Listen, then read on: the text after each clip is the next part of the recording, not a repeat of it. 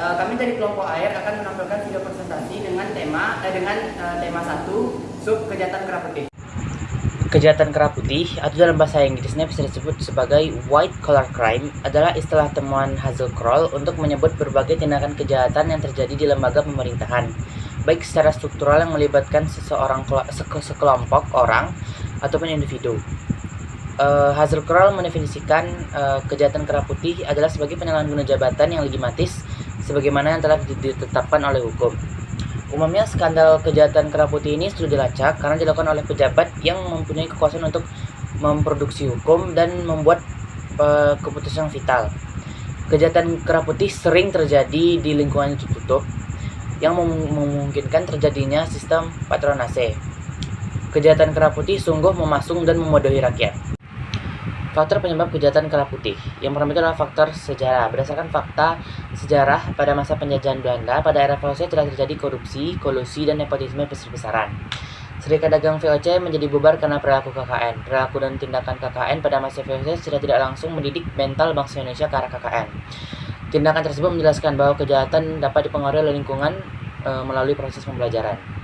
Yang kedua itu adalah faktor segi budaya. Mantan Wakil Presiden Muhammad Atta pernah mengatakan bahwa korupsi sudah menjadi budaya di Indonesia sejak dahulu. Yang ketiga itu adalah faktor penyebab sifat alami manusia. Sifat alami manusia ini berupa keserakahan, yaitu yang biasanya ada pada manusia itu masing-masing. Peristiwa kejahatan kera putih. Yang pertama itu adalah kasus pencucian uang yang dilakukan oleh PT Jiwasraya. Sebanyak 13 tersangka perusahaan ikut dalam kasus pencucian uang yang dilakukan oleh PT Jiwasraya ini.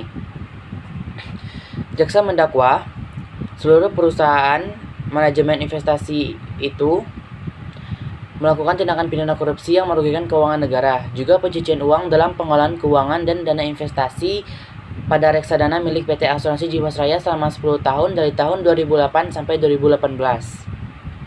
Ke-13 terdakwa terkorporasi manajer investasi tersebut adalah Korporasi PT Millennium Capital Management, PT Treasure Fund Investama, PT Pol Advista Asset Management, dan PT Gap Capital, dan PT Maybank Asset Management, dan 8 lainnya, yang masing-masing dari perusahaan tersebut merugikan keuangan negara sebesar 1,297 triliun, 676 miliar, 17,21 miliar, 1,216 triliun,